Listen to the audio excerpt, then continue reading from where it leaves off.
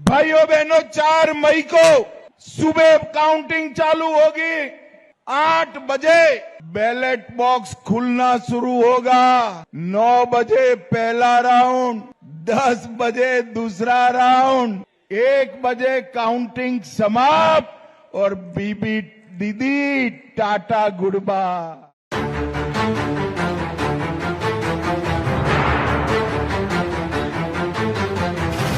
नमस्कार, मैं हूं आपका दोस्त आलोक कुमार। अभिवादन स्वीकार कीजिए मेरा। 4 मई की बात कर रहा हूं, 4 मई 2026 की। यह सच में भारतीय जनता पार्टी के लिए मुस्कुराने की तारीख है। इसलिए भी मुस्कुराने की तारीख है, उसका एक नारा था पश्चिम बंगाल में, 4 मई ममता गई।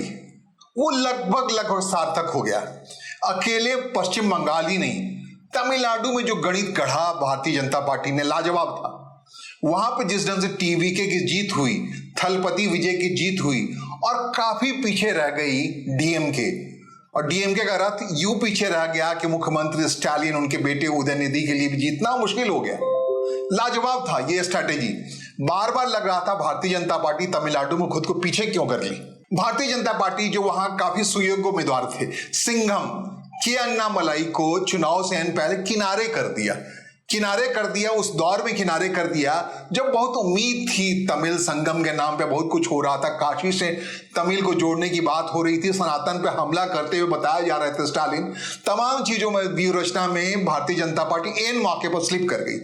महज 27 सीटों के अलायंस के साथ एआईडीएम के साथ मैदान में उतरी। इस बात से कहते हैं कि अन्नामलाई काफी नाराज भी रहे।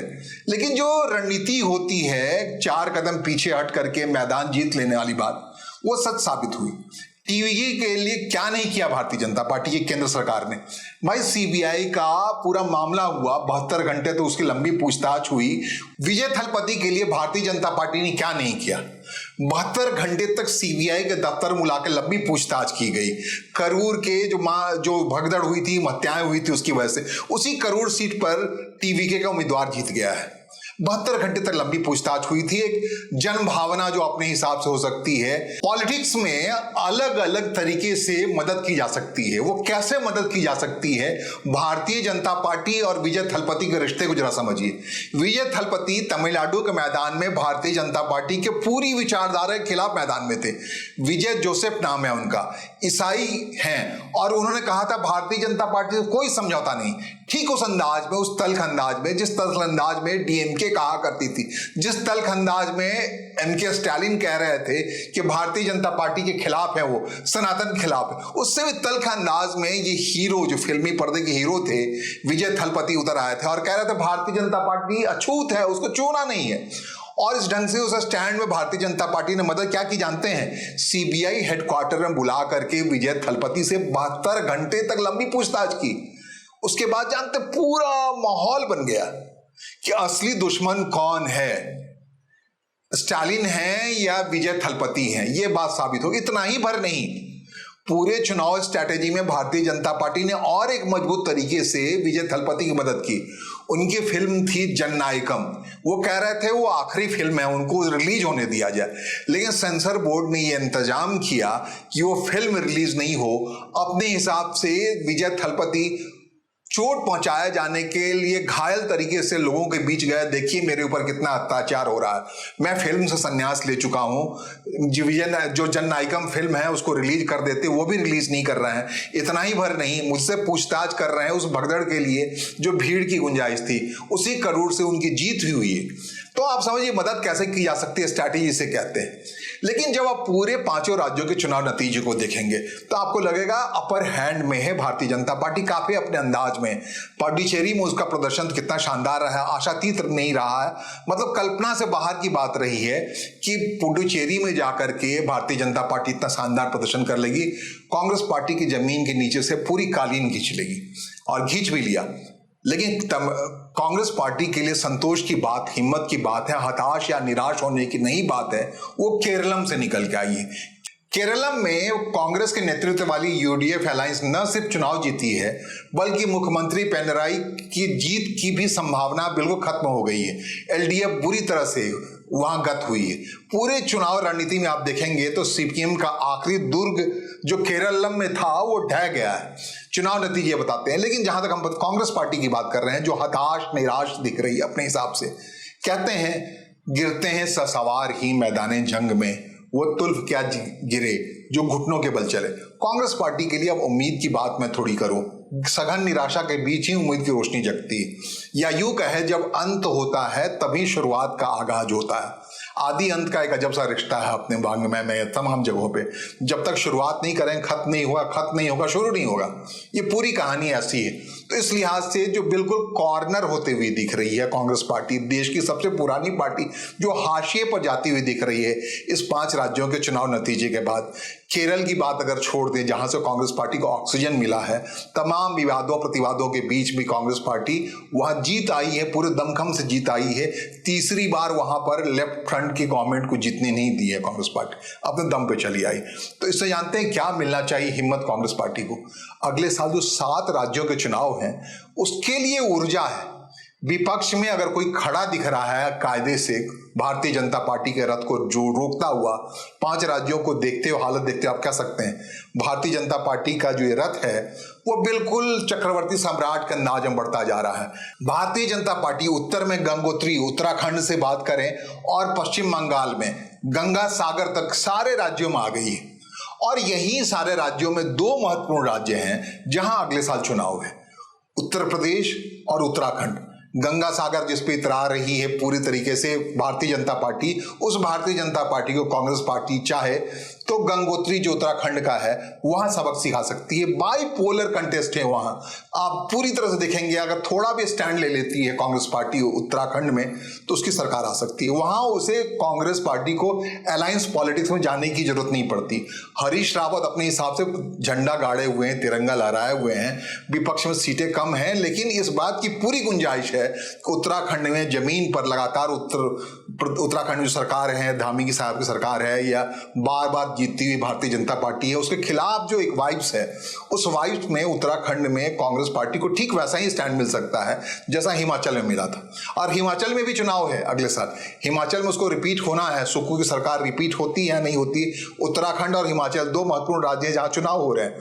इसके अलावा अगला राज्य है उत्तर प्रदेश। उत्तर प्रदेश में अगर अलायंस पॉलिटिक्स में जाती है कांग्रेस पार्टी, जो बार बार जाके भूल कर ले रही है, समाजवादी पार्टी के साथ जाती है या बिहार में जिस ढंग से आरजेडी के साथ हो गई तो मुश्किल ही फंसी। तो इससे सबक लेनी चाहिए कांग्रेस पार्टी को, जो 294 पश्चिम बंगाल की सीटों पर चुनाव लड़ी है उसमें उसका वोट प्रतिशत जो पहले की तुलना में ठीक हुआ है, इससे सबक लेकर के अगर हिम्मत दिखाती है, दिलेरी दिखाती है कांग्रेस पार्टी, बड़े अलायंस ढूंढने के बजाय छोटे छोटे दलों को ला करके अपने साथ, बड़े अलायंस की जब बात कर रहा हूं तो बड़े अलायंस में कांग्रेस पार्टी का जो बड़ा अलायंस है वो समाजवादी पार्टी के साथ हो सकता है या बहुजन समाज पार्टी के साथ हो सकता है। लेकिन इन दोनों बड़ी पार्टियों को छोड़ के छोटे छोटे पार्टियों को इकट्ठा करके चाहे तो कांग्रेस पार्टी चुनाव में जाए और बेहतर तरीके से जिस ढंग से एलडीएफ के साथ मिल करके केरल में कराई वैसा करने की कोशिश करे, कोशिश करनी चाहिए, क्योंकि विपक्ष की धारा सूखनी नहीं चाहिए। और सिर्फ उत्तराखंड, उत्तर प्रदेश और हिमाचल प्रदेश ही नहीं चुनाव जा रहा अगले साल, बल्कि पंजाब जो बेहद महत्वपूर्ण है, आम आदमी पार्टी ने झटके में ले रखा है वहां, कांग्रेस पार्टी से छीन रखा है। कांग्रेस पार्टी वहां कमजोर क्यों हुई? बार बार के प्रयोग से कमजोर हुई। तो कैप्टन अमरिंदर सिंह को मुख्यमंत्री कुर्सी से हटाया गया, ना जाने कितने लोग हटाया गया, लाया गया नवजोत सिंह सिद्धू को लाया गया, उसको किनारे किया गया। तो इतने ज्यादा प्रयोग, या सुनील जाखड़ जो अभी भारतीय जनता पार्टी के प्रदेश अध्यक्ष हैं, कांग्रेस पार्टी के प्रदेश अध्यक्ष थे, तो अपने संगठन को जनता क्योंकि कांग्रेस पार्टी के साथ है अभी भी वहां, और जो अपने हिसाब से आम आदमी पार्टी वहां सरकार चला रही है जिसकी काफी विवादों से घिरी पड़ी है, उनके सांसद ही टूट के इधर उधर जा रहे हैं। तो उस माहौल में पंजाब में एक उम्मीद उठ खड़े होने की उम्मीद है जो कि करनी चाहिए, उस उम्मीद पर खड़े उतरने की कोशिश करनी चाहिए कांग्रेस पार्टी को। कांग्रेस पार्टी को गोवा में भी अगले साल चुनाव है, सारे महत्वपूर्ण राज्य हैं जहां उसकी संगठन है, उस संगठनों को लेना चाहिए, फिर से गोवा में एक स्टैंड लेना चाहिए।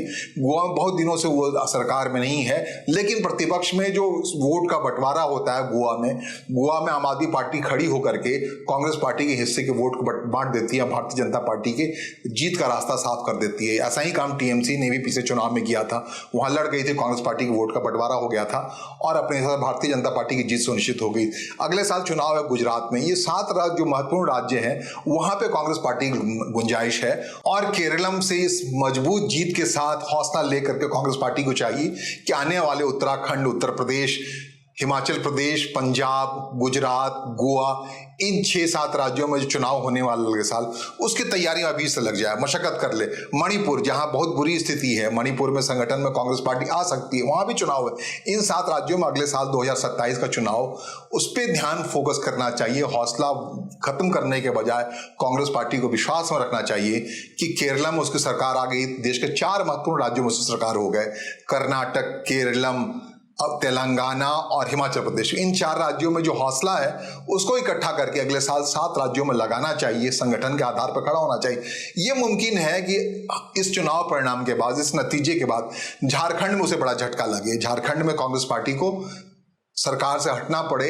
झारखंड मुक्ति मोर्चा ने इसके बारे में लगातार संकेत दिए हैं, माइनस कांग्रेस पार्टी वहां सरकार चलाने की कोशिश हो।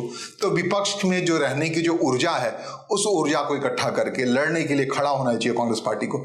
इस लिहाज से मैं देखता हूं ये 5 राज्यों के चुनाव नतीजे, जिसमें भारतीय जनता पार्टी बम बम कर रही है, तमाम स्ट्रैटेजिकली उसकी जीत हुई है। असम में तो कमाल ही हो गया है भाई, हेमंत शर्मा ने यकीन से बहुत आगे जाकर के, भाई सीट है वहां 126 और 100 के आसपास भारतीय जनता पार्टी की सीट आ गई। कांग्रेस पार्टी में गौरव गोगोई के खिलाफ खड़े होकर के हेमंत शर्मा चले आए थे भारतीय जनता पार्टी को रुख करते, वो गौरव गोगोई अपना सीट तक नहीं बचा पाए।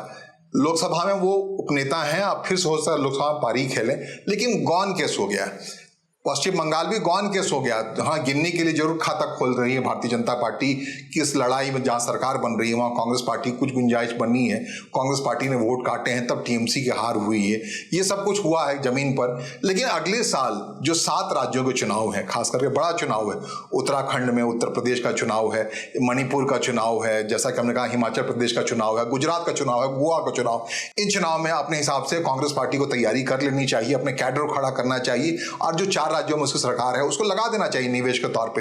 जैसे कहते हैं इस बार निवेश के तौर पे तेलंगाना को लगाना चाहिए था, बंगाल में लगाना चाहिए था, असम में इस्तेमाल किया जाना चाहिए था। जो कैंडिडेट्स को पैसे की कमी की किल्लत का सामना करना पड़े, जो आपका स्टेट कर्नाटक जैसे राज्य में आपकी सरकार है, तो क्यों नहीं लगाते उस सरकार को, उस निधि को, जिस ढंग से भारतीय जनता पार्टी पूरे तरीके से उत्तर प्रदेश के जो मुख्यमंत्री हैं योगी आदित्यनाथ के जिम्मे कर दिया था पश्चिम बंगाल को, उस ढंग से चाहिए था आप भी करते, तेलंगाना के हीरो को लाते, वहां आजमाते उसकी किस्मत। ऐसा क्यों नहीं कर रहे हैं?